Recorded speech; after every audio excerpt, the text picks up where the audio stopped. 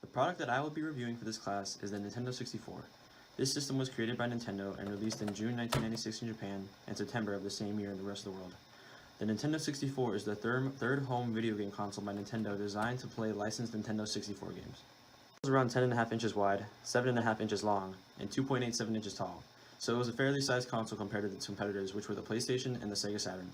In the front is a small LED red light to indicate that the system is powered on, alongside the Nintendo 64 logo and 4 controller inputs. The console came in a variety of colors featuring all colors of the rainbow alongside the standard solid gray color. Its central processing unit is the 64-bit NEC VR4300, which is very powerful at the time. However, most games didn't utilize its full power since a 32-bit operation for the games were sufficient and required less storage space. Its graphics processing unit was a 64-bit Reality coprocessor, which handled the visual aspects and calculations of the information stored in the cartridge. For its audio, it has a 16-bit stereo, similar to the quality of CDs, and also has a whopping 4.5 megabytes of RD RAM, which is a type of DRAM developed by Rambus Incorporated. Since it still used cartridges, the Nintendo 64 was able to store all of its data from the game into the game itself, which is the reason why memory cards or expansion packs weren't necessary for the system, with the exception of one game, which is a special case. It can output video in composite or S-video. Since its CPU and GPU were quite powerful at the time, the color palette of the system was 2,097,251 different possible colors. Nintendo also had a problem with third-party companies developing games for its previous systems. So to prevent them from selling unlicensed games, Nintendo developed a lockout chip, which prevented any outside company from developing games for the system. However, the chip was also used for regional lockouts, meaning that if you purchased a Nintendo 64 cartridge from Europe, you wouldn't be able to play it in an American system. Why they did this?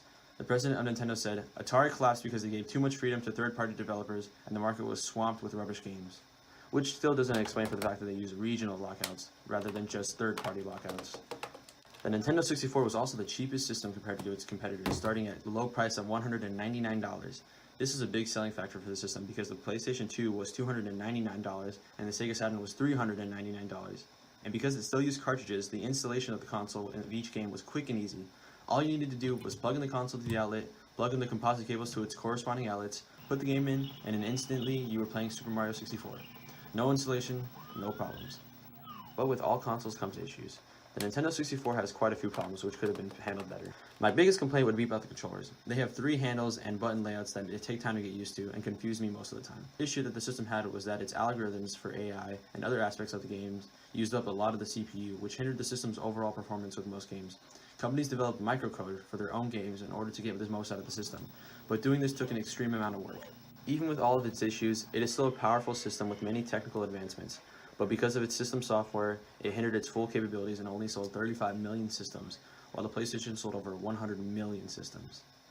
That is my video for the Nintendo 64, and I hope you enjoyed it.